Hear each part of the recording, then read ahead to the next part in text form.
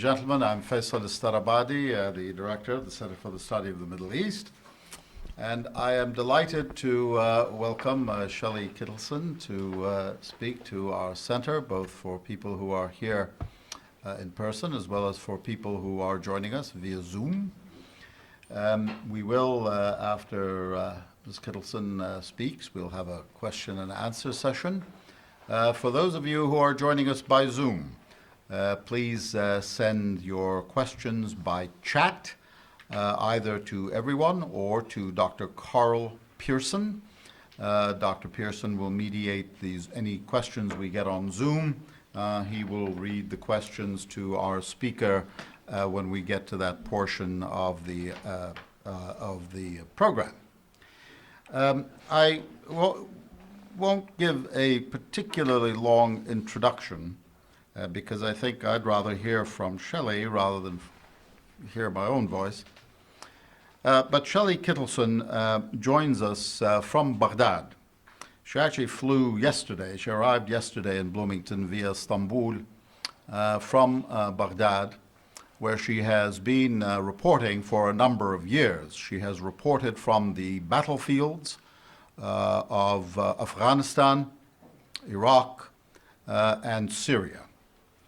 And when I say she has been reporting from the battlefields, I mean exactly that. I mean standing tens of yards away from ISIL positions in northern Iraq. And I emphasize that because some of the people who are household names as war correspondents that we're all familiar with and have become inured to seeing on our evening newscasts over the last 2 decades. Very many of them, at least the ones that worked in Iraq, I know personally, and I know how they work. And I know that they gather their reports by using local runners.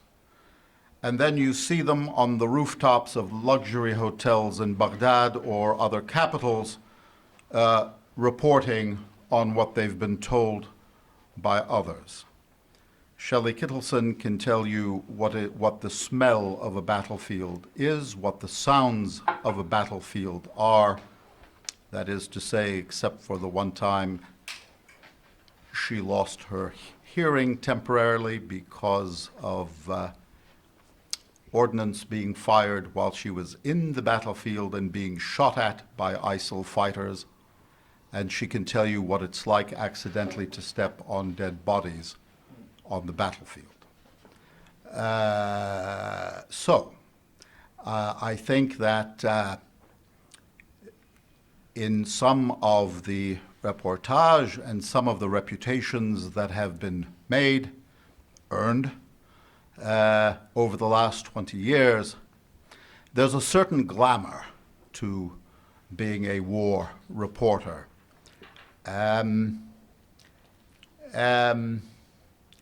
And while the work is very important and must be done, in my view, the value of hearing from someone with the experiences of Shelly Kittleson is that there's actually damned little glamour in war. With that, ladies and gentlemen, please join me in welcoming Shelly Kittleson. I should say one thing, and that is she's an internationally award-winning journalist, having won multiple awards, including the Premio Caravella, which is an annual award given in Italy for journalists who report on the Mediterranean region. So I am delighted. I've known Shelly mostly on Facebook for a number of years, although we met in Baghdad a few years ago. But I am delighted to welcome her here. And I'm sorry that I almost forgot to say that about your status as a very highly respected journalist. Shelly Kittleson. Thank you so much. It's a lovely introduction. Thank you so much for that. And I'd like to thank my hosts in general for this occasion to talk about my work. I will be discussing, as he suggested, and as the title of this talk suggests, a decade of reporting from battlefields, Borderlands, and Baghdad. I will be doing this through showing a series of photographs and talking a little bit about where I took the photographs, the situations, and how they tie into the bigger story. The first one is from the first place that I actually reported from as an international journalist, but this was taken in the late July of this year. It's Afghanistan. I started reporting from Afghanistan in 2010 initially. I would come and go. I did mostly, I wrote articles, I took some photos, and I also did 2 radio documentaries for Italian state radio. And I continued that for a few years and then started focusing more on Syria and then on Iraq. However, this past year, as I saw the situation deteriorate quite quickly in Afghanistan, I did feel that it was important to go back to Afghanistan and see what was happening in areas that didn't seem to be covered. And this was one of them. This is the border area between Afghanistan and Pakistan. And this is, as most of you know, a very important area in terms of global terrorism and so forth. It is in Nangarhar. The Nangarhar region is where Tora Bora, Osama bin Laden's hideout, was. This particular district is called Momandara. Okay, it's an entirely Pashtun district. Now, in Afghanistan, many times people in foreign countries associate the Pashtun community with the Taliban, and that is absolutely not true. Just as some people with little knowledge of the Middle East would associate the Islamic State of Iraq and Syria, and then subsequently it began being called only the Islamic State, with the Sunni community. And that is absolutely wrong, in that in both cases, we see the Pashtun community being targeted by the Taliban as well, and the Sunni community suffering many deaths at the hands of the Islamic State, and before that is the Islamic State of Iraq and Syria. Now, yes, I took this on a reporting trip that began in early July of this year and continued until early August, shortly before the Taliban took Kabul, at which point I left and I went back to Iraq. But I spoke to a number of people in this particular area, and these people that you see are Iraqi forces that were fighting not only against the Taliban, but also against the Islamic State Khorasan province, okay? Afghan forces. The Afghan government forces, and the man in white was actually the district mayor, but he's from the area. He actually worked as a journalist many years before, and then he decided to go back, and his family is very important in the area. And in any case, I interviewed him, I interviewed Afghan local forces, etc. And they were fighting, yes, you can actually see Pakistan in the background there. That is Pakistan. And so this was an outpost very, very close to the unofficial border between Afghanistan and Pakistan, because it's never been locally recognized. And the Pashtun tribes are on both sides of the border there. And it's a very porous border. You can go across without necessarily going across the official border crossings, but of course it's mountain territory, so it's very, very hard territory to cross. So yes, I don't know where these people are now, clearly now that the Taliban have taken over, but I did get their words, their thoughts down, and I was able to record the fact that they were actually fighting both the Taliban and the local branch of the Islamic State. They didn't tend to differentiate that much between them, whereas now, I mean, we definitely do. We see the Taliban as fighting the Islamic State. There have been battles between the Taliban and the Islamic State for years, most especially in the eastern regions, in Nangarhar, Kunar, etc. We've actually seen the U.S. provide air support in, I believe it was 2020, if I'm not mistaken, to the Taliban in its fight against the Islamic State. Okay, so it's been a while that the U.S. has, in some form, not only not been fighting the Taliban, but in some sense, I mean, helping them in the fight against the Islamic State. So yes, this is the first photo. We'll go on to the next one, which is again the same terrain, the same area. It's once again an area in which they were fighting both the Islamic State and the Taliban. Now, this particular man is an ex-Mujahideen fighter from that area. He lost 4 sons in the fighting against both the Taliban and the Islamic State Khorasan province, ISKP. Sometimes now we're seeing in the press this being ISIS/K, ISIL/K, but it's been known as ISKP for many years. It's just people who are not specialists do not tend to know what that meant. Most of these guys that are involved in ISKP are former Taliban fighters. Okay, many of them. They've defected with their knowledge of the Taliban to that particular group. So yes, going on. Sorry, let's actually go back a little bit to this. Now, I'll be coming back to Afghanistan, but I'll be going on now to Syria and Iraq, and eventually at the end coming back to Afghanistan.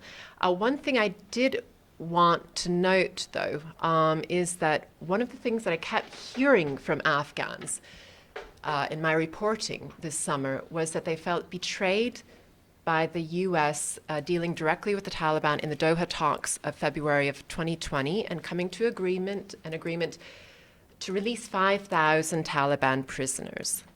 Okay, now if you can imagine 5,000 Taliban prisoners. These guys were guys who fought, the Afghan forces were people who fought against the Taliban, lost their friends, and ended up capturing these guys, thinking that they would be kept safely in a jail, never get out, that they would be interrogated, that whatever would happen. They did not think that they would be released back onto the battlefield to fight against them, but that was part of the agreement. So morale went down quite a bit in 2020 as a result of this. I mean, 5,000 fighters. Going on. Now, this is Deir ez-Zor, okay?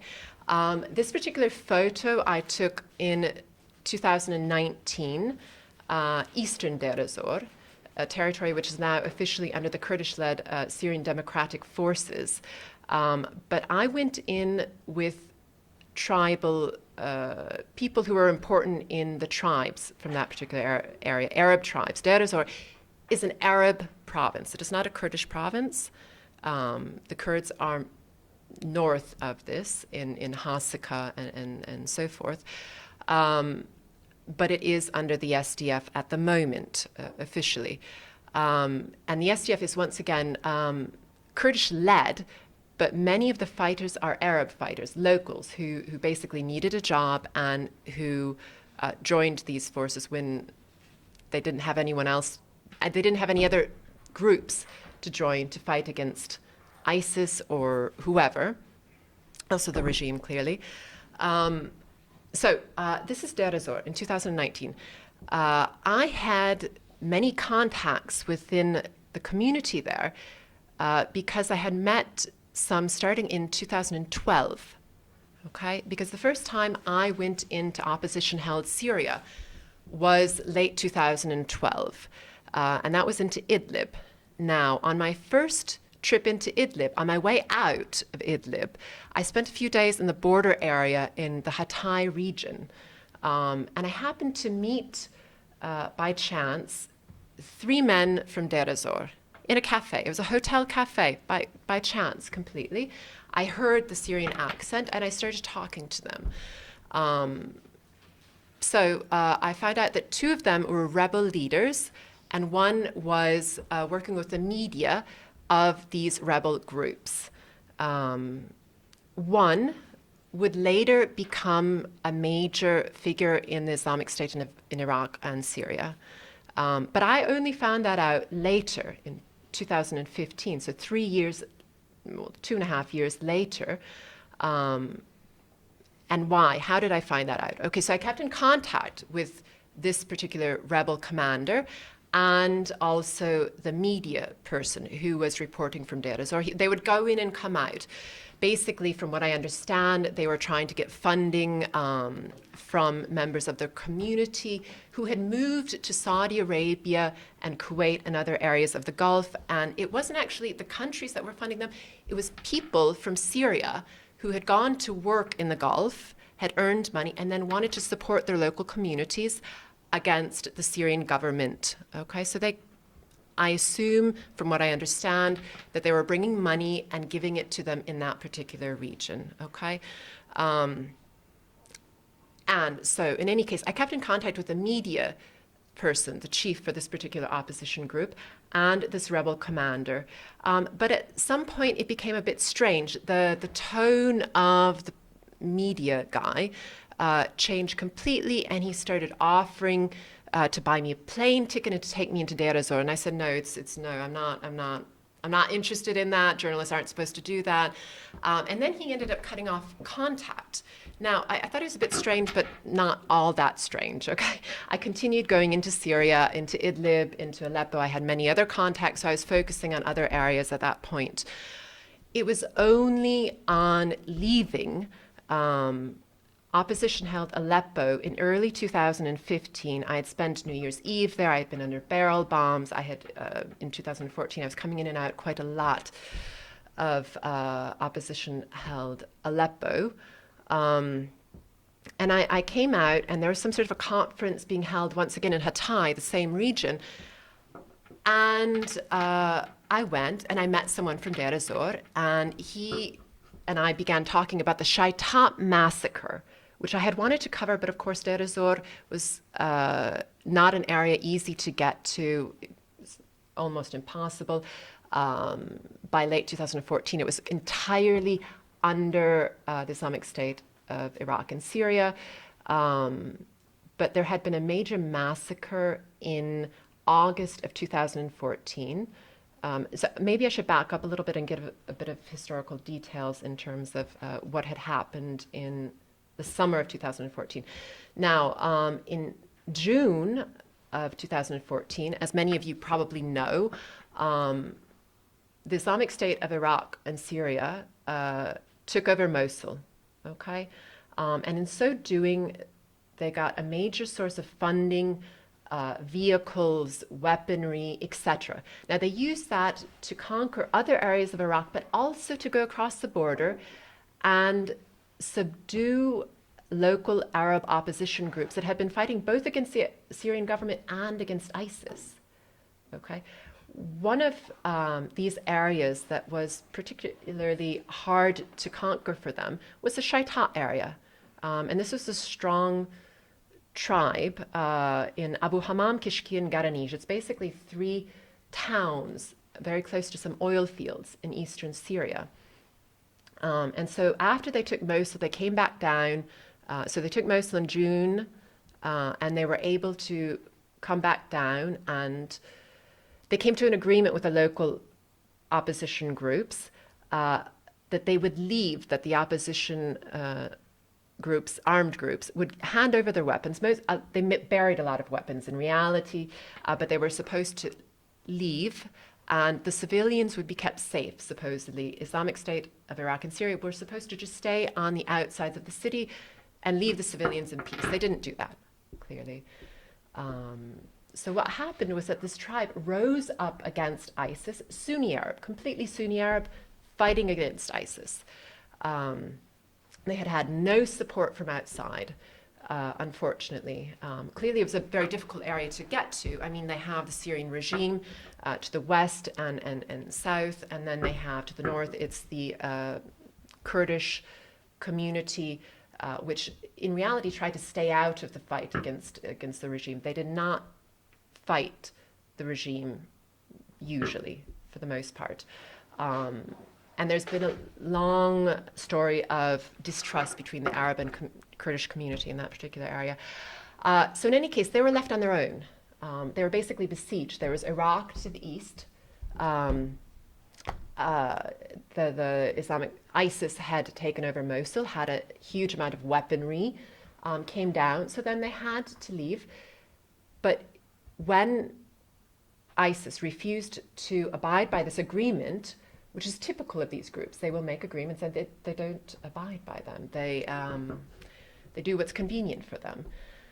The tribe rose up, and within only a few days, some experts say about 3 days, between 700 and 900, mostly men, were killed. Now, we hear a lot about the Yazidi massacre, but we do not hear so much about the Shaitat massacre.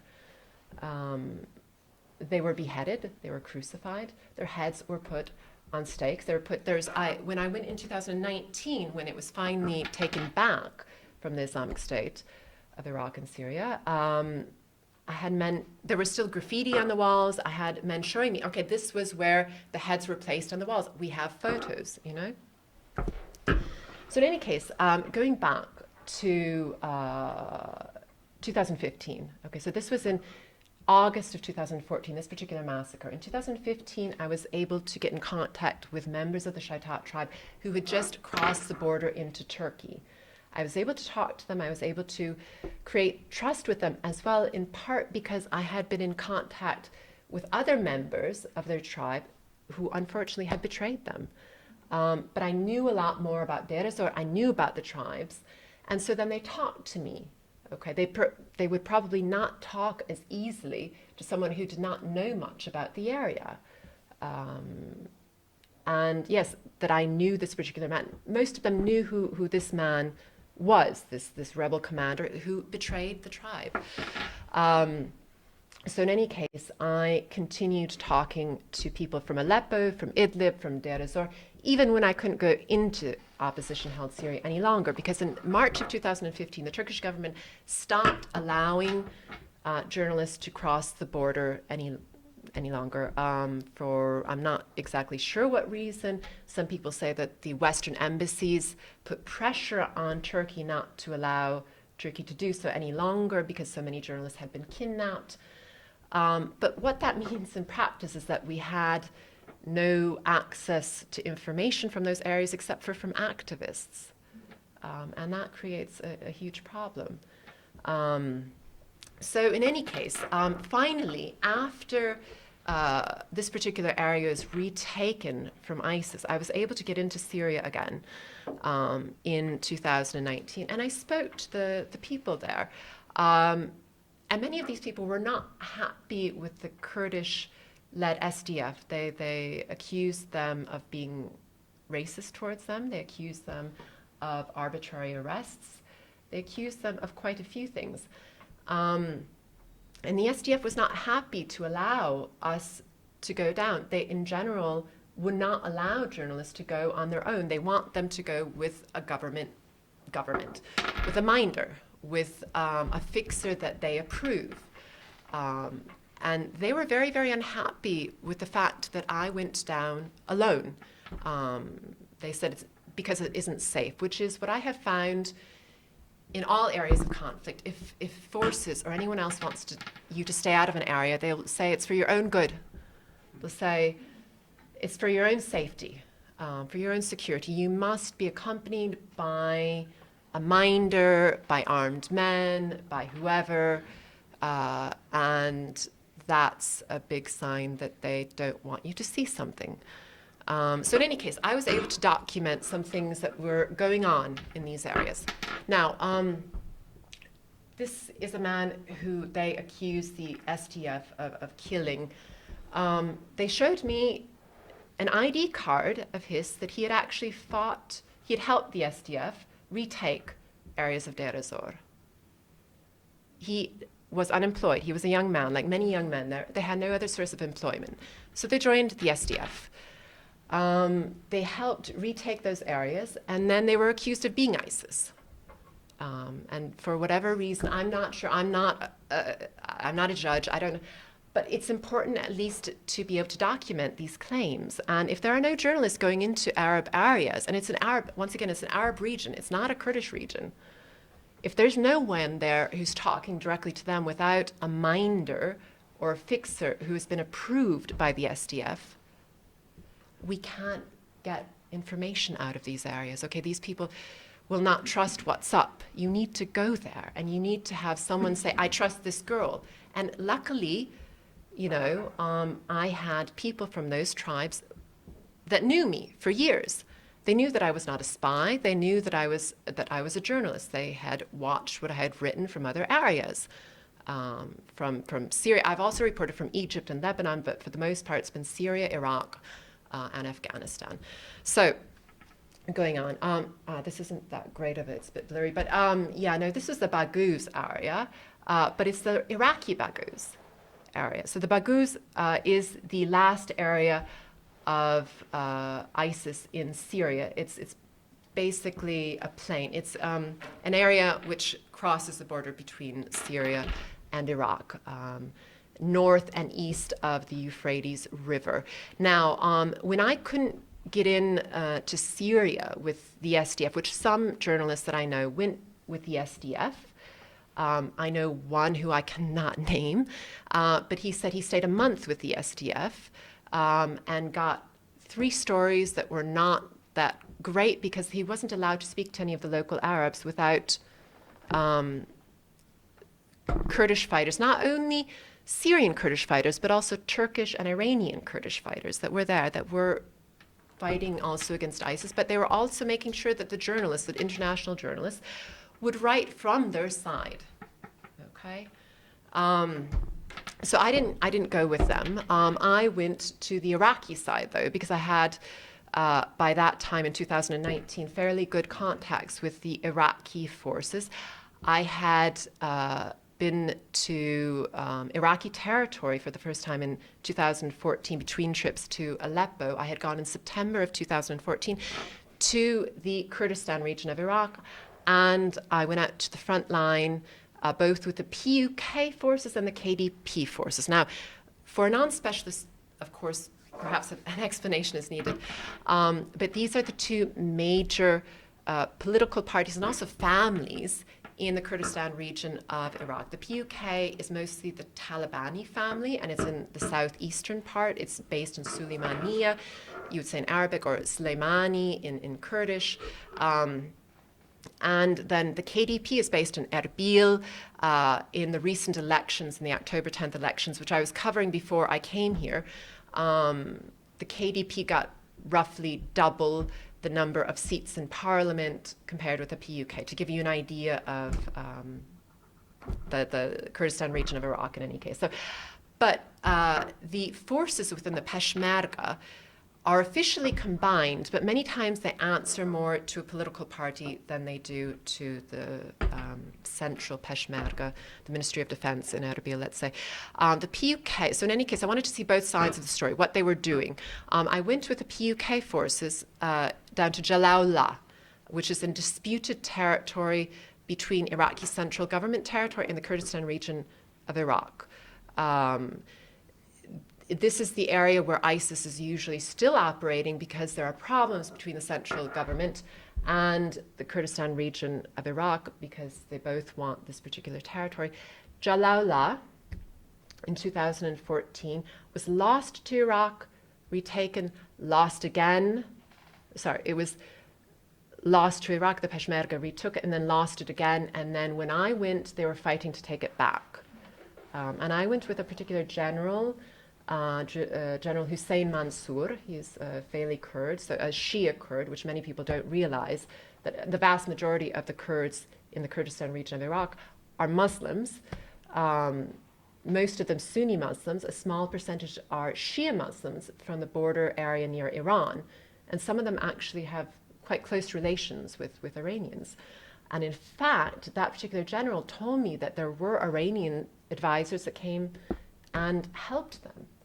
The Peshmerga, not only, the central government of Iraq or, the Shia militias, no, the Peshmerga, okay, but the PUK Peshmerga, who incidentally were also the ones that were responsible for getting the quote-unquote foreign fighters into Syrian territory. Now, all of the Westerners who decided that they were going to help fight ISIS or whatever would generally go through the PUK to do that. They would go through Suleimani. They would not go through Erbil. Erbil did not want them to go. In Erbil, the KDP is much against the PKK. In those times, it just sort of tolerated them for the sake of allowing the YPG to function, to fight ISIS. But in recent years, with the threat of ISIS having been having been diminished quite a lot,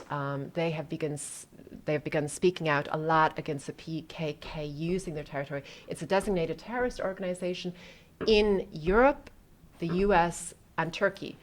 And KDP, the largest party in the Kurdistan region of Iraq, it has good relations with Turkey, and it would really like the PKK to just leave, but the PKK will not. Now, we've seen also some fighting between the Peshmerga and the PKK, which many people don't know, because in American media, we tend to hear about the Kurds. Okay, but what do we mean by the Kurds? That the Kurds want this? Are we abandoning the Kurds by leaving Syria?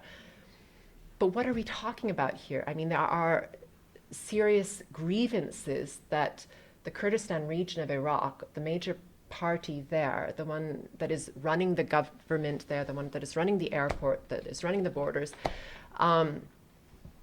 they do not want the PKK, which is close to the YPG. There's no doubt about that. You can call it whatever you want. Is it a separate entity? I won't go into that, but they have close relations with the PKK. So going on. So in any case, I had in 2015 then started going into Iraqi central government territory, going out with the forces against ISIS. Battles, many battles. In 2015, initially near Fallujah, Ibrahim bin Ali near Garma.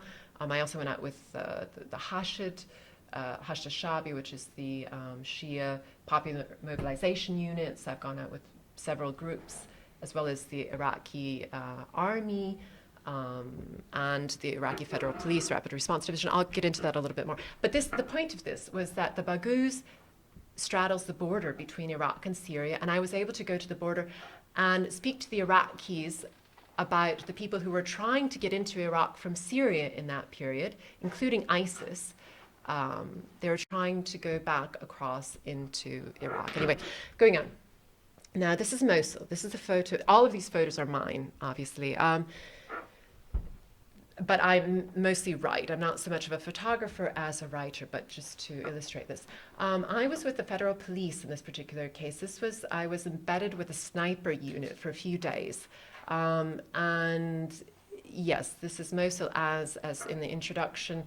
I saw a lot of dead bodies. I was with them on and off between late 2016 in the eastern part of Mosul, and then the West Mosul campaign began in early 2017. I would come and go. I would spend weeks at a federal police base in Hammam al-Alil, just south of the main city of Mosul, but in the same Nineveh governorate, and then go in every day with the forces, one unit or another.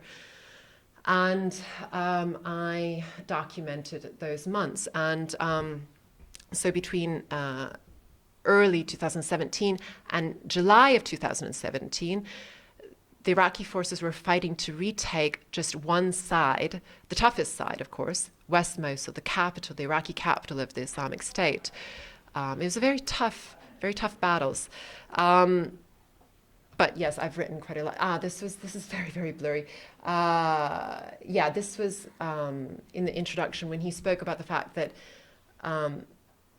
I was actually, there was a tank on this side, and a member of the Rapid Response Division, which was part of the Interior Ministry Forces. Actually, the Interior Ministry Forces ended up doing a lot of the fighting in Mosul.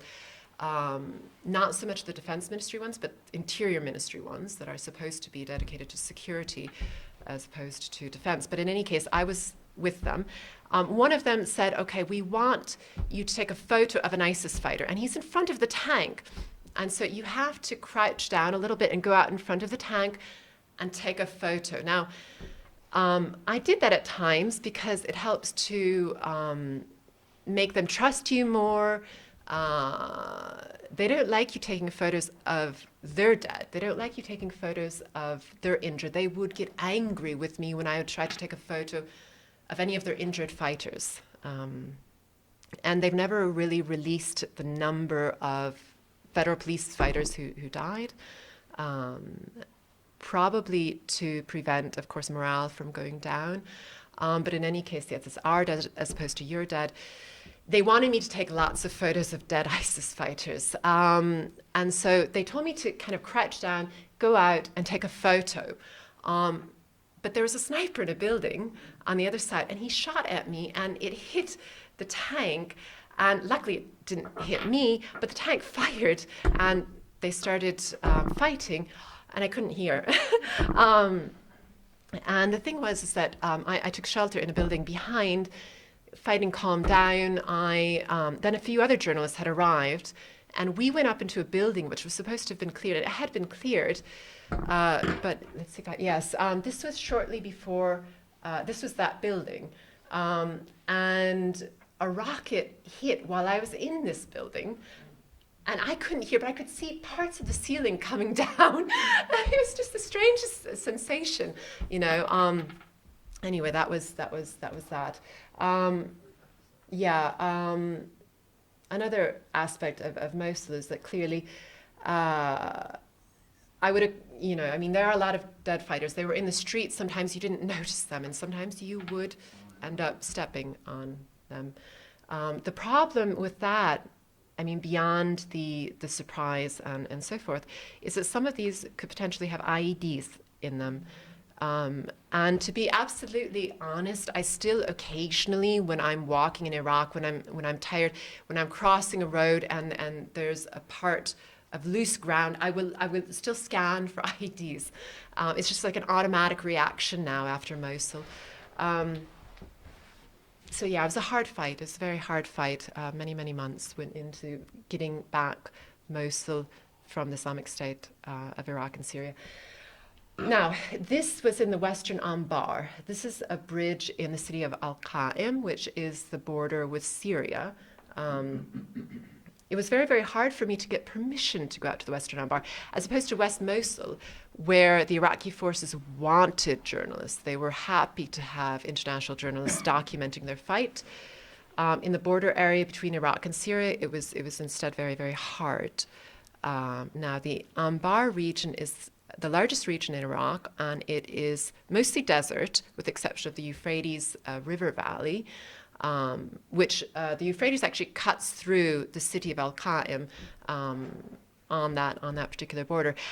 The operation to retake the western Anbar actually began in January of 2017 between East and West Mosul, but they only got like past where Haditha is to Sagra and Zawiya. There were two small towns there. I went out and visited these towns right after Mosul, like in August of 2017, sorry. I went out and spoke to people in Haditha and Sagra and Zawi when they were preparing for the Western Anbar campaign, which as soon as they had finished West Mosul, they were planning on taking this vast desert area that still remained under ISIS. And however, they didn't really want journalists there. So when I went out in August, I was able, through contacts, and people obviously respected me a little bit more because they had seen me in the fight in Mosul, going out with them every day. I mean, I was alone. I didn't work with a fixer. I slept on the ground like the Iraqi soldiers, you know. I ate with them. So yeah, they some of the people that I knew helped me to get out there initially. And then I knew some tribal fighters from the city of Al-Qaim. I had met through, incidentally, one of them I had actually met through a Syrian in Erbil from Deir ez-Zor, because the families were connected.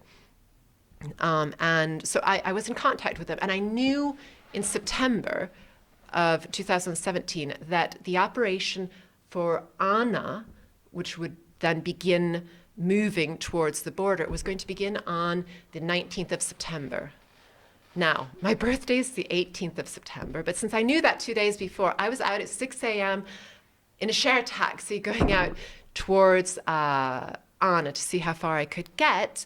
unfortunately, I was stopped at a town before that. I ended up spending 24 hours between a checkpoint at Mohammadi. It's shortly before before Baghdadian, where the Ain al-Assad air base, which still has American troops. It's one of the few places that still has international troops, still has American troops in Iraq, basically with Baghdad, Ain al-Assad, and Erbil, the Sunni Kurdish areas both have still some American forces, and Baghdad, but they've left most of the other bases by now.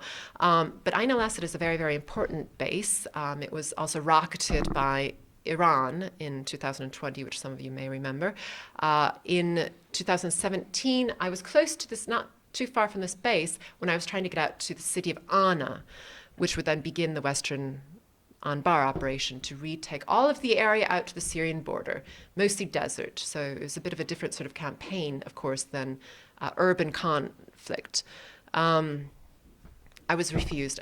They didn't allow me to go to Anna. So 24 hours between the base and a nearby city, I was allowed to sleep in a local's house, which was useful because I was able to speak to some people from the community, but it wasn't as useful, clearly, as going out to the actual battle.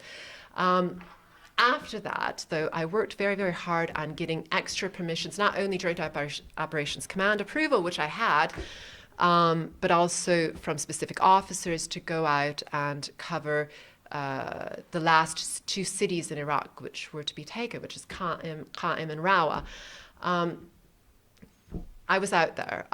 There were, according to the commanding officer, no other Western journalists that were embedded with the Iraqi forces. There were some with the American forces, but not with the Iraqi forces for these operations. And so this was a couple of days after that Al-Qa'im was taken. It was a dust storm. There's typical dust and sandstorms in that area quite often. It was actually perhaps a week afterwards. In any case, the flags that you're seeing is Asa'ib Ahl al-Haq, which is a Shia militia, which is very, very close to Iran. It has received funding from Iran, training, weaponry, etc. But there are brigades now that have been incorporated into the government forces. But at the time, yes, they were working alongside the Iraqi army to retake these areas. It's a very, very anti-US group. People in Baghdad at this time told me, when I was messaging them, WhatsApping them, etc., officials, military officials told me, Asa'ib Ahl al-Haq and all of the others have left Al-Qaim. They helped for the battle, but then they immediately left. Okay, they told me that from Baghdad, Iraqis. Also Iraqi journalists, some of them said, no, they've already left. It's only the local forces which remain and the army. I was out there. It's not true. They stopped me at the checkpoint. And now, the last time I went, which was in spring of this year, spring of 2021, they're still there. Not Asa'ib Ahl al-Haq, but Kataib Hezbollah and others are still there. Okay, so what the point I'm making here is that you actually do need to be out on the ground. You cannot do journalism through sending WhatsApp messages to officials. You can't. You need to be there. Okay? And yeah, so it's documentation. This was in late 2017 as well. Sorry, how much time do I have? It's, okay.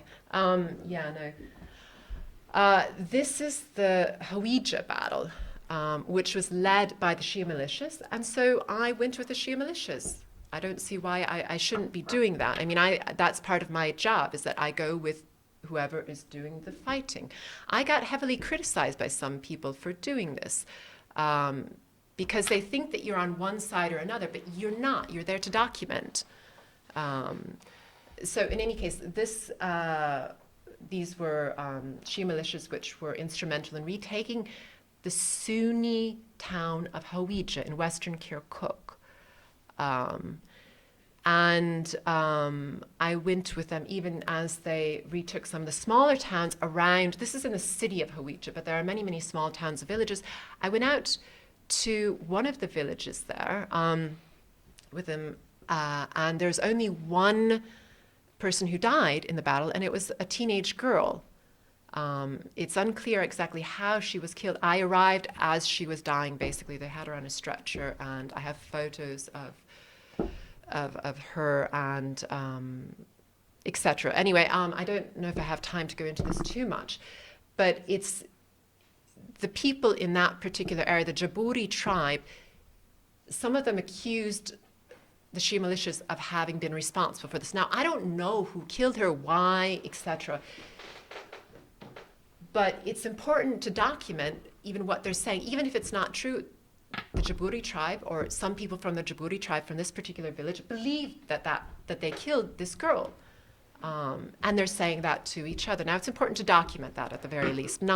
I'm not an analyst, I'm not a decision maker, but you need to document and be honest about things. Now, this is from the Rawa campaign. The last, yes, again, it's very, very blurry on this.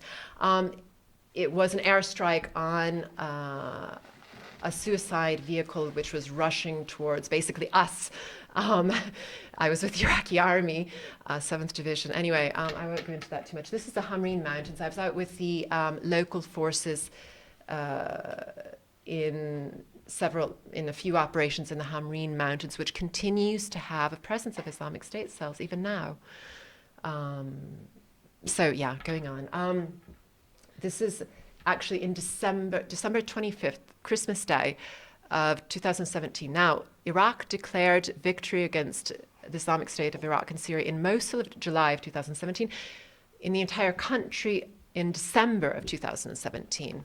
The Western Anbar campaign that I was just speaking about was in November. In December, they declared total victory against the Islamic State of Iraq and Syria. In early December, and on December 25th, I was out at dawn with these guys, local fighters from the Salahadin Governorate, going to see what was happening in the Hamreen Mountains. Now, 2 guys with us that particular day were injured. Nobody was killed, luckily, but ISIS fighters were in these tunnels, and they would suddenly pop out and shoot. And you could find there a lot of weapons which had been hastily covered with loose dirt and such. Anyway, I was with them. This is the head of, this is Qasim Musleh, the head of Liwa Atufuf, which is a brigade which is operating in the Western Anbar. It's a Shia militia, again. It's a Shia armed group, which has actually been incorporated into the government. And this was his office. This was the leader's office in the shrine in Karbala. And I interviewed him in 2018. He, of course, accused America and Israel of supporting ISIS. And he also claimed that Hashd al-Shabi, that the popular mobilization units, which were formed after a fatwa of Ayatollah Sistani in June of 2014, which, I mean, young men, mostly from central and southern Iraq, helped to fight ISIS. It was necessary. But yes, he said that they were responsible, all of these young men who had signed up, and many of whom joined pre-existing groups that had been trained by Iran prior to the existence of the Islamic State of Iraq and Syria, and had been fighting the Americans since the 2003 invasion, but then also took part in this fight against ISIS, that they were responsible for retaking the Western Anbar, that the Americans didn't help, that the Iraqi army was weak. And I mean, I was out there with the Iraqi army, and I could say that, of course, yes, Hashd al-Shabi did play a role in retaking the Western Anbar, but they were not the only ones. In any case, he also made some other statements which didn't make sense. Like, he said that Qa'im was the last city in Iraq to be retaken, but I knew, because I was out there, that it was Rawa, because there were no bridges across the Euphrates River, and they had to retake Qa'im to cross the bridge and go back to Rawa. But of course, Hashd did not take part in the battle for Rawa because they weren't interested in retaking that Sunni city, which is north of the Euphrates River, which does not have a border crossing. Qa'im, they were interested in. And that's why they were there, and that's why they're still there. In any case, Qasem Mosleh was later arrested this year. He was later released, but it's still unclear exactly why he was arrested, why he was released, etc. But there's definite value to interviewing people from all sides to try to get as many sides of the story as you can, and that's really the point that I wanted to make. Now, going back, and then I believe I'll leave it open to questions. This is in Kandahar. When I went back to Afghanistan, I wanted to go to Kandahar, which is, of course, the homeland, the spiritual home in some sense of the Taliban. So after spending some weeks in Kabul, going out to Nangarhar, the border with Afghanistan, Pakistan, the unofficial border, I also went down to Kandahar. And we hear a lot about that all rural Afghans like the Taliban, or that they hate the Americans, or etc. And that's not true. These were rural Afghans from the Kandahar region.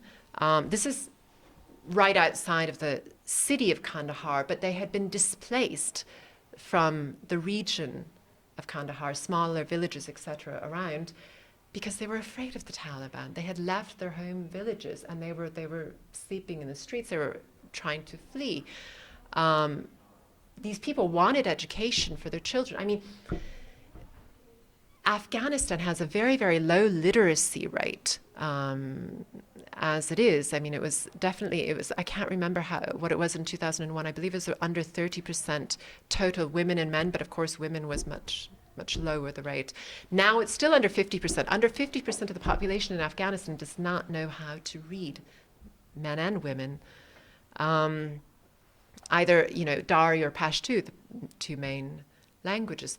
But in any case, it isn't true that all rural Afghans wanted the Taliban to take over.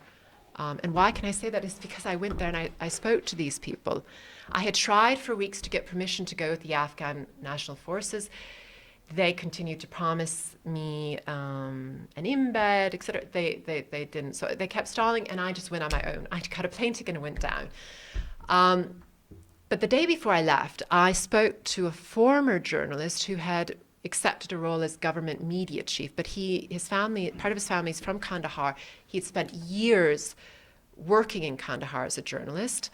Dawa Khan Minapal. And we spoke at his office before I went down. He also gave me a few phone numbers, etc.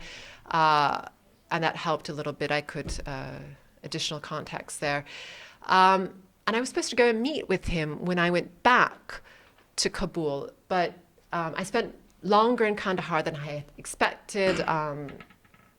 Going to the next one. Yeah, I met with some security guys. I also went out to front lines, but not very much, because of the fact that I did not have permission to embed with the Afghan National Forces. So in any case, I spent longer than I expected, because at one point also some rockets hit the airport. The airport was shut down. There was fighting every night from 6 p.m. Afghan forces did fight. It's true that they didn't fight. Morale had fallen a lot. Some of them hadn't been paid for months. They had seen district after district fall. They had seen the previous year 5,000 Taliban be released. When I went to the jail in Kandahar, you could see a Taliban flag on a hill, but they were still fighting. So in any case, I went back to the capital. I went back to Kabul. The day I got back, I went out for a mango, just left my trauma kit. I carry a trauma kit with me wherever I go, where I was staying, because I just wanted to be free of everything. Went out, and there was an attack down the road on the defense minister's house. And I ended up getting stuck there for a couple of hours. In any case, by the blast, I almost got thrown against a wall. In any case, it was the Haqqani network. Okay, the Haqqani network is an integral part of the Taliban. It is not, as some people say, a separate entity. For a long time, it has been part of the Taliban. They have their ministers. Some of their ministers are Haqqani, but they have long been responsible for the most complex attacks in the capital. And they were also, at least according to some people I contacted afterwards from the National Directorate of Security, responsible for Dawa Khan Minapal's death that Friday after the attack. They gunned him down when he came out of a mosque, Friday prayers. The Taliban, Haqqani, whatever you want to call them, gunned him down. And he had been a journalist, yes, but he was, as they said now, he joined the government, so he was a valid target for them. So anyway, I'll just end on this particular photo. This was taken in 2017, again, Western Anbar. This is Al-Qaim. This is the commander of a local tribal militia there from the Karbuli family. His father had been killed by his uncle and his cousin who joined Al-Qaeda. And he's fought against Al-Qaeda, he's fought against ISIS. He is a Sunni Arab, and like many Sunni Arabs, suffered quite a lot from ISIS. And I guess I will let you guys talk because it's, if you want any questions, I'm taking up a bit too much time, I believe. So, so what questions do you have for me? Yes. Well, thank you very much. I first will thank Thank you. Let me begin. Are there any questions or prefer questions or very brief comments to solicit a comment from the audience? Yes. Wait, I think maybe your third photo, I believe it was a little village, and I believe you said it was something about this. Yeah. That one. There, yeah. You said that was Al-Hasaka?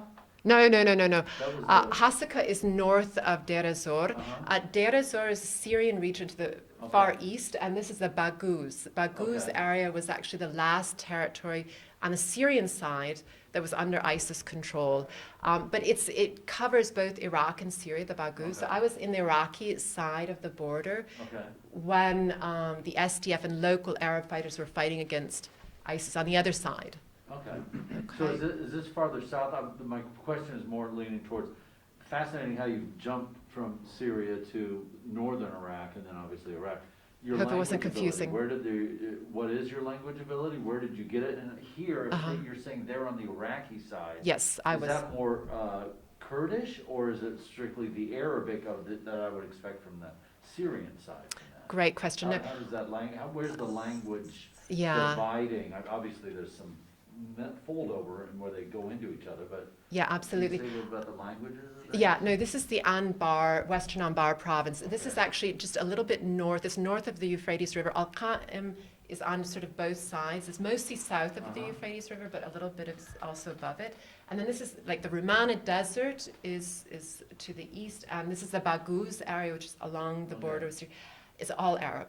Anbar, and also many kilometers north, it's all Arab. Also Deir ez-Zor on both sides of the border, it's all Arab. But the Syrian Democratic Forces, because they got money and funding from the US, they were leading the fight against ISIS on the other side of the border. But many of the guys who died in that fight for Hejin, for Baghouz, etc., were Arabs, local Arabs. Many of them had fought against ISIS and the regime before, but then they were left there. They wanted to fight against ISIS. They joined the SDF. They got a salary. So, and you yourself, your language? Arabic. I mean, I can speak a fair amount of Arabic. I'm not perfect in Arabic, but I can conduct interviews. When I interview anyone that I'm going to quote, absolutely, I record it. I have lots and lots of recordings. And if I have questions, I send them to translators. Like, for example, in this area, I've occasionally asked Baghdadis to help me with a few phrases, and they say, I don't understand, and I end up having to send them to Deir ez-Zor, people from Deir ez-Zor, and to understand certain expressions, because even Iraqis sometimes don't understand the particular dialect. It's all really Kurdish. They really, absolutely. They really don't use the Arabic at all. Yeah, of course, yeah, absolutely. Interesting. You've been able to float, and then obviously you go with the translator, and when you're in Afghanistan. Not necessarily. Sometimes, I mean, I don't go with a translator ever. I will sometimes have a translator for specific interviews. For interviews with people who do not speak English, I have a translator. But I don't travel with one, which I find to be useful in preventing some translators from being put at risk as well.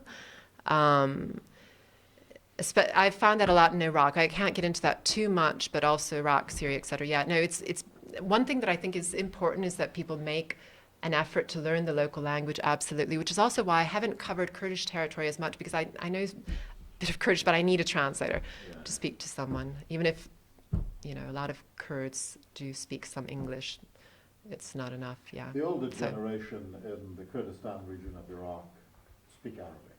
Okay. Yeah. The younger generation, by and large, do not.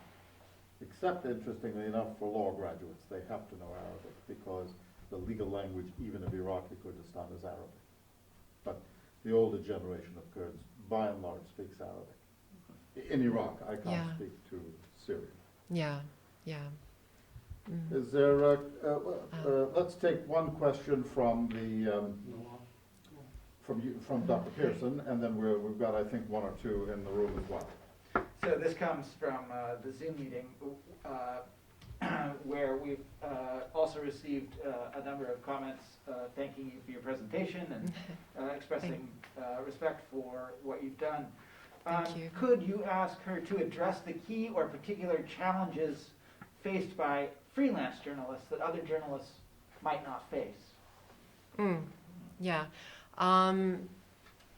The major one I would say right now is, permissions is always an issue as well, but really it's money. Freelancers get paid on the basis of articles. They do not get paid a salary.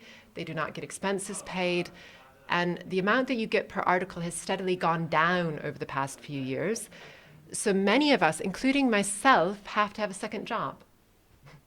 And that cuts into our time, that cuts into how well we can do our job, how much research we can do, etc.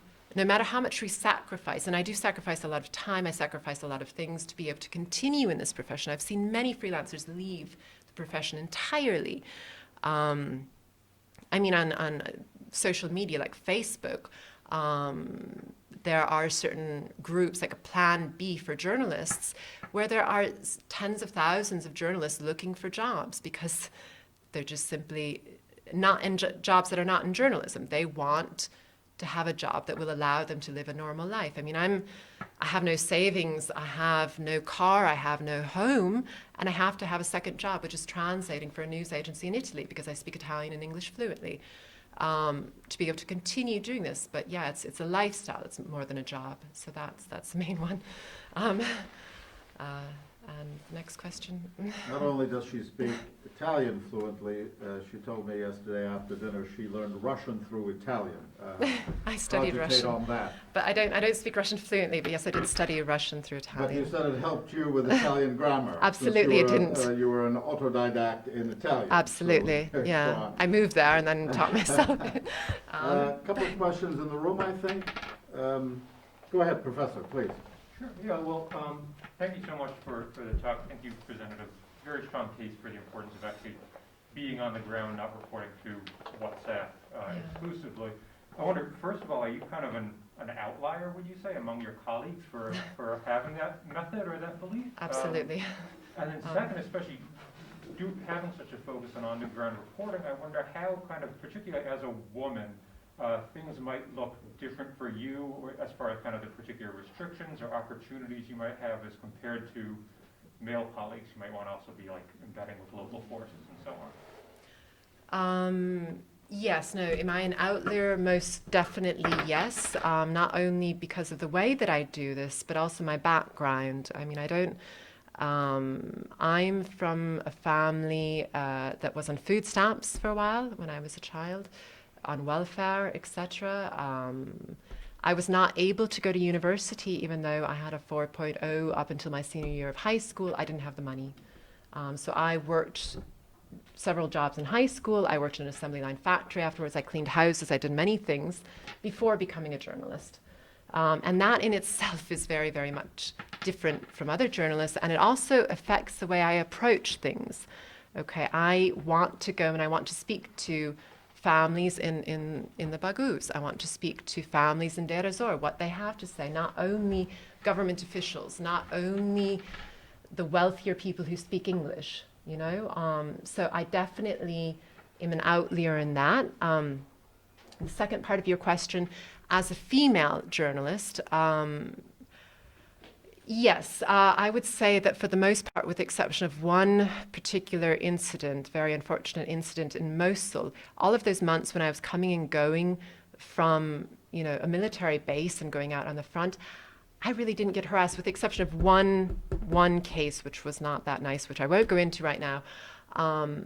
The men, when they saw me willing to go get shot at and going through the same risks, dangers, eating the same food, getting bit up by bugs, getting, you know, going through the same conditions as they were, they respected me more. When I would go back to Baghdad, I would feel like an alien for a few days, because men would, you know, call out to me on the street, treat me differently, etc., treat me as a woman. You know, I almost forgot what it was like to be treated as a woman in society when I'm out in a war zone, because they treat you better, okay, for the most part. When dealing with certain towns that I would go to and speak to, obviously civilians, not armed forces, yes, many times they wanted me to stay with the women. They would allow me to interview the men, but then I should go generally and obviously sleep in a room with other women, you know, mattresses on the ground, etc. It was typical for Iraq, and it's, and of course I would sleep with the women, sleep in the same room with the women, and I would be able to talk to them, and I could see the difference. And sometimes I would get information that I could then ask the men that they wouldn't volunteer initially. So it gave me some advantages, definitely. Of course, some disadvantages as well. In society, it's a disadvantage to be a woman in general. And I've seen that get worse over the past few years in society in general, whether it's Italy, Iraq, etc. So it's not specific to being a journalist. Online, yes, also on Twitter, I've had people attack me in words, of course, and say certain things that probably they wouldn't say to a man, of course. So if that answers your question, yeah, okay. And Please. Thank you very much for a very interesting talk. I was just I'm sorry, a Thank bit you. louder, please. Thank you very much for your talk. I was wondering if you could speak a bit more about how you got your start in journalism. Did you have to study journalism? Did you have to study kind of methods in journalistic integrity, you know, outside of a program? Did you have to start with a established organization or yeah. and do you have any advice for people interested in? Yeah, I am once again an outlier, so the way that I did things, I don't know that I could advise other people to do things in the same way. But yes, I, prior to starting to write, I had worked for many years as a translator for an agency that translated news. I had wanted to become a journalist, but of course I couldn't afford university. And so, I mean, the only way that I could get into this was going somewhere where there aren't other people on the ground and writing. I mean, of course, that's almost like an internship of my own making. In 2010, I went to Afghanistan through Uzbekistan, and I started writing a few things from there. Then I would go back to Italy, then I would go back, and etc. In 2012, it's a long story, but I got officially recognized as a journalist in Italy, and I was working and writing and translating for the largest news agency there, ANSA. And I still work for them as a translator, doing translating shifts from wherever I am. But I've reduced the number of shifts that I do so that I can have more time to do the freelance work, of course, but I can't afford to give that up. So it's, yeah, basically, of course, I did study ethics on my own. Like I studied Italian on my own. I mean, when I moved to Italy, I never studied Italian officially in a formal course of any sort. I was cleaning houses, you know. So, but yeah, then I studied Russian, and through Italian, got a certificate from an institute, etc. But I never enrolled in university now. So how I entered journalism was just that, going to a place and starting to write, going somewhere where no one else is, and trying to do useful things. And then you learn, you come into contact with other journalists, you ask them questions, and you take it from there. You try to pitch to everyone you can. Finally, you're there when something big happens, and then nobody else is, nobody knows what's going on, and you write on that. But yes, of course, it's important to know the ethics, the code of ethics. For example, I mean, when, as I spoke about before, the man from Deir ez-Zor offered to pay for a plane ticket, absolutely not, because journalists cannot pay for interviews and they cannot accept plane tickets in return for coverage. I mean, you do see quite a few journalists nowadays accepting trips. Even, I mean, like major publications sometimes send their journalists on paid trips places. Or in Armenia, when there was the recent conflict, I had some people contact me and say, I'll pay for you to go and cover our side of the story. And I said, no, I can't do that. So yeah, you know, it's important to abide by these ethics and to know them. But I've always been a self-taught person. So I don't know that everybody would want to do that, could do that, or would be willing to go through all of that anxiety that I went through. I mean, even as I used to teach English, and I studied grammar books to be able to do that. I was accepted at a school in Italy to teach adults because they needed someone as an emergency, and they ended up making me coordinator of the Institute for American, like the American teachers in that institute. They had me coordinate courses after a while. But it was also because I just put in so much work, nights, you know. I mean, I didn't have much of a social life, which I don't network enough. I don't drink, I don't go out to bars, I don't go out to cafes, I study. So that's what I do. Next question. The not drinking part makes you rather unique amongst journalists, I suspect. Yes. Yeah. Do we have another question online? We have another few minutes, I think. Yeah, you have disavowed the role of analyst, but you're going to get questions along these lines. So, Okay, fair enough. These two are related, so I'll give you two at once. Given the widely recognized weakness of the central Afghan government, the US-UK decision to abandon the country seemed to have doomed the government. What would have been the response of the Taliban and other tribal leaders if the US had continued to maintain a force in the country? Was this an option? And then from the Iraqi side, what, if anything, are you seeing in Iraq, particularly regarding US and Iraqi relations resulting from the impact of the US withdrawal from Afghanistan? The first question I really can't answer. The second question, yes, no, I'm definitely seeing in Iraq repercussions from Afghanistan. The short-term repercussions are, of course, less trust in the U.S. I've heard from so many people that, you know, I mean, seeing what happened in Afghanistan, we just can't rely on America. So, you know, I mean, we're going to have to find other allies, or we're just going to have to do it on our own. So yeah, definitely this is a short-term repercussion. I'm concerned also about longer-term repercussions. I wrote a story from Kandahar for Al Monitor about the possibility of a lot of foreign fighters starting to come into Afghanistan, and will that be something similar to what we saw with, I mean, Zarqawi trained in Afghanistan, you know, and then he went back, the Jordanian Abu Musab al-Zarqawi, and formed a progenitor to the Islamic State of Iraq and Syria. Clearly he went back to Iraq, and then a lot of other things happened. Of course, it's I could give a class on that, but anyway, what we're seeing now is a lot of fighters in other areas of the world congratulating the Taliban, talking about this being a new paradise for jihadists. And I'm concerned about, yes, the longer term repercussions. What will happen when they start going there and organizing? The Taliban have a massive amount of weaponry. It's unclear how much weaponry was left there. It's unclear how much the Americans and others left there.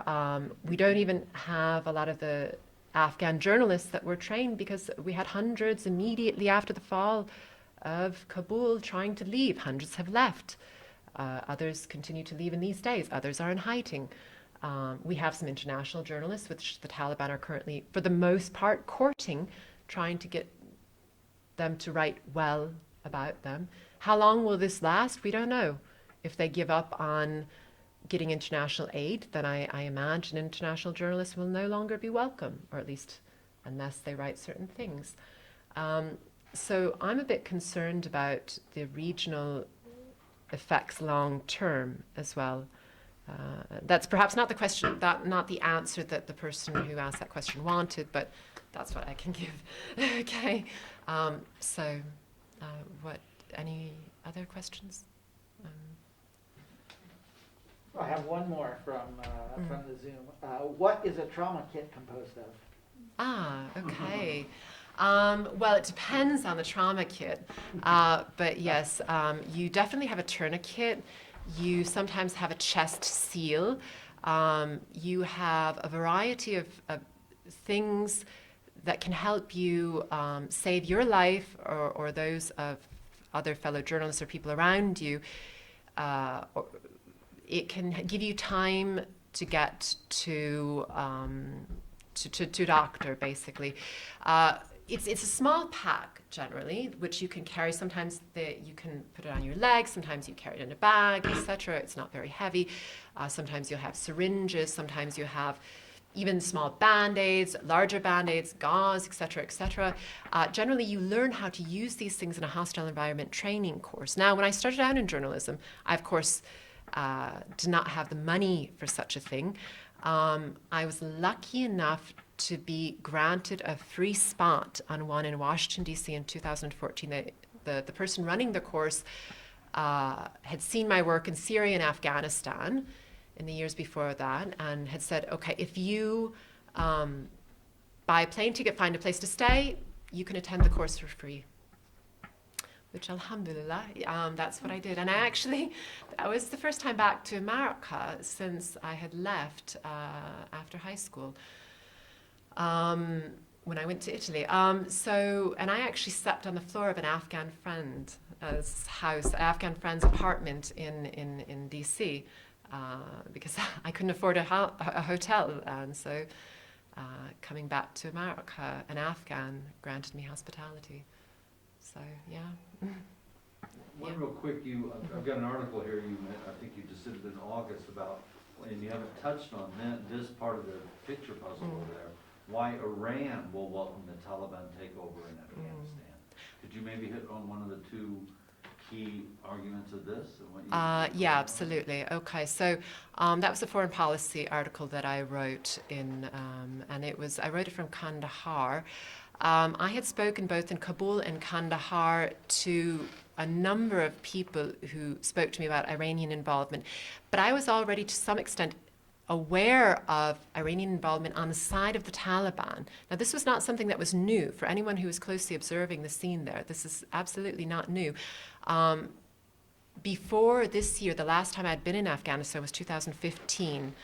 And I had only been there for like 10 days or something, but I had interviewed a number of people who knew people who had been sent to Syria, Afghans that had been sent to Syria by Iran to fight with the Fatemiyun on the side of the Syrian regime. I actually, in Aleppo in late 2014, had interviewed 2 prisoners of war in opposition-held Aleppo, to Afghan prisoners of war that were being held by opposition forces. Anyway, when I went back to Afghanistan, I wanted to look into the story a little bit more, and I ended up finding out more about Iranian involvement on the side of the Taliban.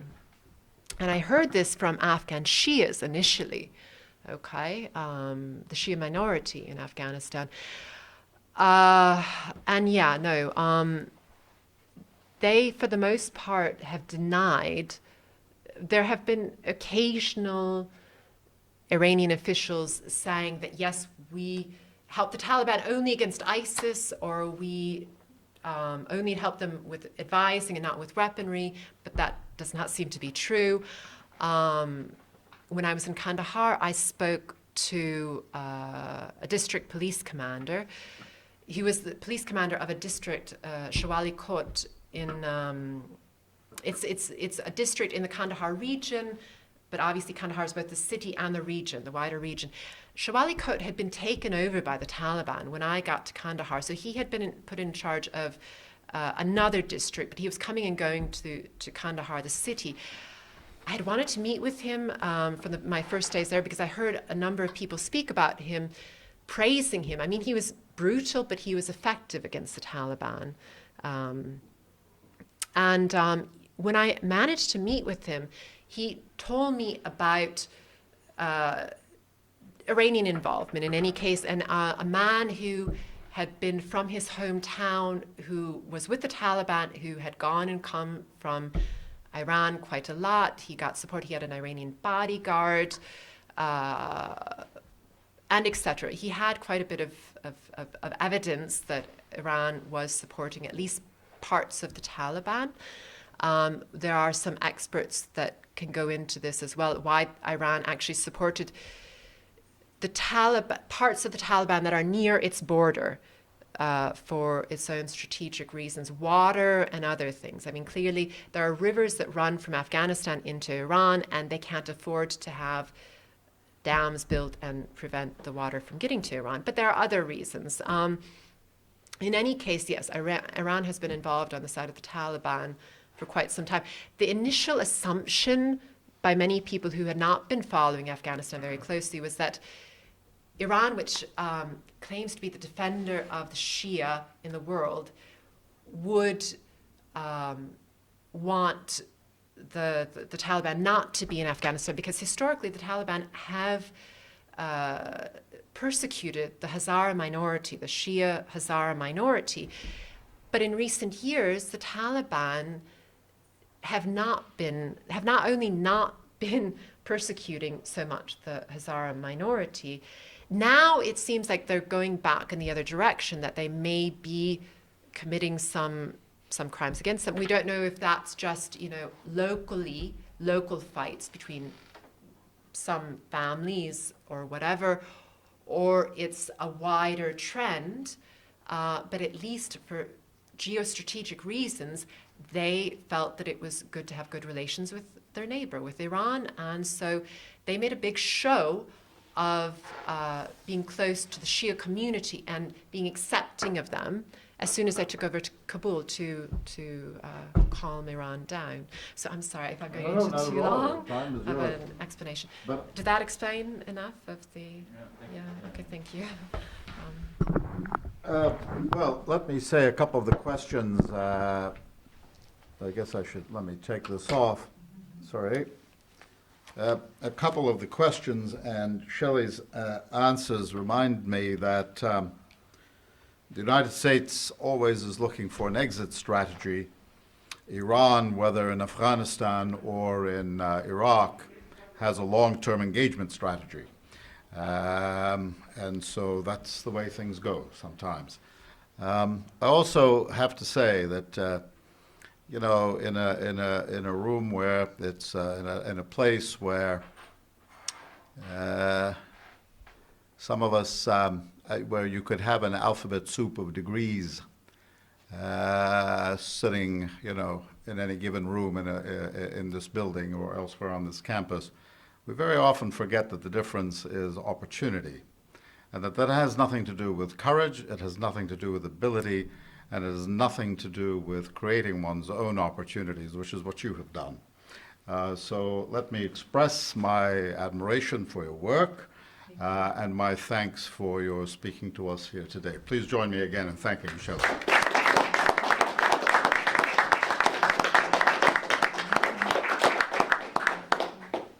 Thank you very much. Thank you so much.